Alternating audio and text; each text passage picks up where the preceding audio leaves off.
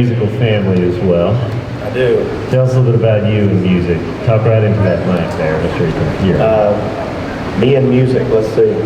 Well, I got started. I come from. I have music on both sides of my family. My mom's and my dad's.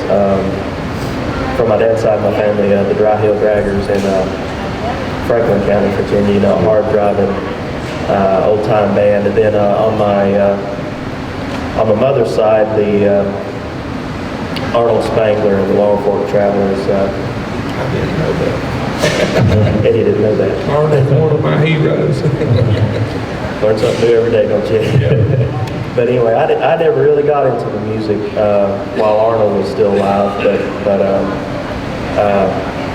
I got started back in 2007. My parents, essentially they made me start. They started the jam program. It had already been in North Carolina. Shout out to Helen White for being a big part of that. But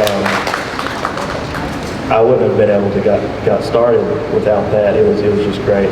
The first program they had in Virginia in 2007. That's how I got started. Ray Chatfield was my teacher, and so I don't know. I wouldn't say that I play like Ray, but that's the first, the foundation of where, and everything else just built around that.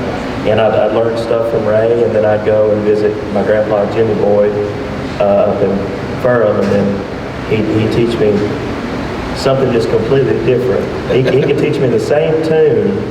Thankfully, they didn't overlap, but because that would have confused me at first. But they could teach me the same tune, and it would be just completely different. But on my grandpa's side, it was more rhythm, because when you play really fast, sometimes it's best to just. Why don't you give us a little demonstration of Jimmy Boyd style? Oh, I don't know. Yeah, you can do it. Does Jimmy play this early in the morning? Yeah, he don't play this early.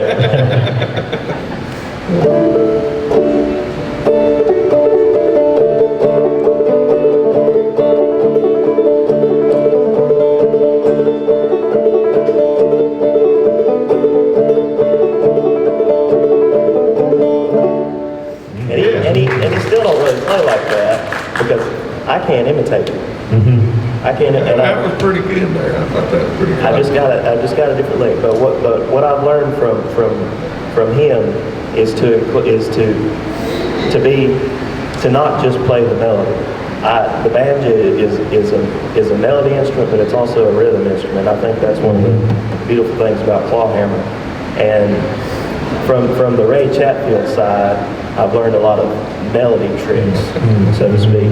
But from my grandpa's side, I've learned a lot about, putting in those chords within my playing and being a real rhythm instrument as well. It's kind of amazing, isn't it, Eddie, that, here's a music that is structurally, it's pretty often, it's just pretty simple sometimes, it's, some songs are 2 chords, Right. Over and over again. We even have a few that are 1 chord. Yeah, some 1 chord songs. Not many. But yet there are these distinctive players that keep coming around that you hear it and you know who it is. I just find that to be very interesting. Well, that's just like Jared was talking about. That's because everybody kind of develops their own style. Like Jared's done, he took from this one and that one and melted it into Jared Boyd. Right. And he sounds like Jared Boyd, and that's the way it ought to be. Everybody sounds a little bit different, So you don't want to sound exactly like somebody else. I never did anyway. I never tried to do that. My thing was just learning tunes, I never tried to learn a tune to sound exactly like so-and-so or whatever, but just to learn the tune, and then, you kind of make it your own. I would say too, just from my experience being around, that's something that's really special about this area. I find that sometimes old-time music in other places, particularly places where old-time music is not from, people kind of just get a little too intense about, I'm going to play. No, we play that Cow Creek, and if you if you aren't exactly playing that way, you get dirty looks and don't feel comfortable coming around the jam anymore. And, That's what we call sort of like up where I live, I see that sometimes. And down here, it just seems so, and I think that's partly why maybe so many young people are getting into it, is it's just so welcoming and fun, you know? I mean, I think that's such a key part of this music, is that it's for people to enjoy themselves. You know? Sure, that's what it's all about. You know, I tell all young people that are learning, especially if they're learning to play old time, if you don't really enjoy this music, you better quit now. Because if you're not getting enjoyment out of it, that's the main thing that you're going to get out of it. And if you don't enjoy it, quit now. You're not going to get rich playing old time music, you know. You make tens of dollars. Yeah, dozens. Yeah, sometimes. Well, Jared, what's a tune you really love to play? Let's get a good number for you here. I really like that Cindy. Cindy, just plain old Cindy. Plain old. Okay. And you go to all these places and you hear the same tune names. For the example, Cindy, and there's different Cindys. Yeah.